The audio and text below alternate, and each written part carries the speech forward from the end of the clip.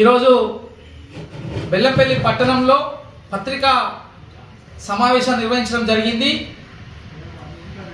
మరి మొన్న ఎన్నికల్లో కాంగ్రెస్ పార్టీ నాయకులపైన టిఆర్ఎస్ బిఆర్ఎస్ నాయకులు అసభ్యకరంగా పదజాలాలతో సోషల్ మీడియా వాట్సాప్లో చాలా దారుణంగా పెట్టడం జరిగింది.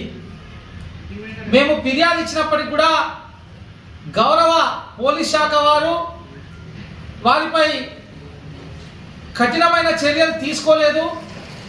పోలీస్ శాఖ వారికి విన్నవించింది ఏమనగా, వారి మీద ఎవరైతే వాట్సాప్ గ్రూపుల్లో కాంగ్రెస్ పార్టీని టార్గెట్ చేసి కాంగ్రెస్ నాయకులని విమర్శలకు గురి చేస్తున్నారో గమనించి వారి పేర్లు ఫైనల్ చేసి వాళ్ళ పైన క్రిమినల్ కేసులు పెట్టాలని చెప్పి మేము మాల సంఘం నుంచి వెళ్ళి పోలీస్ శాఖ వారిని కోరుచున్నాం.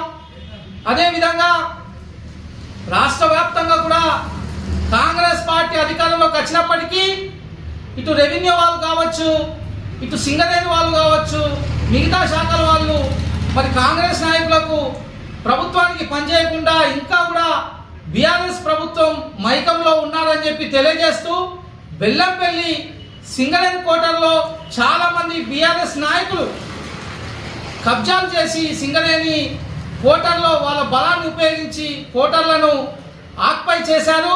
సింగరేణి జిఎం సిఎండి వాళ్ళు ఎవరైతే సింగరేణి వాళ్ళు ఉన్నారో వాళ్ళు దయచేసి వాళ్ళు ఎవరైతే కబ్జా చేసిలో వాళ్ళని గుర్తించి సింగరేణి కోటర్లు కాల్ చేయించాలి.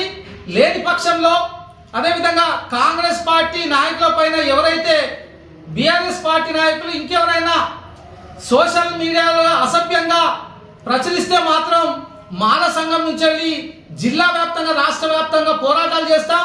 కాంగ్రెస్ పార్టీకి మేము మాల సంఘం మద్దతుగా ఉంటుందని చెప్పి మేమందరం తెలియజేస్తూ జై భీమ్.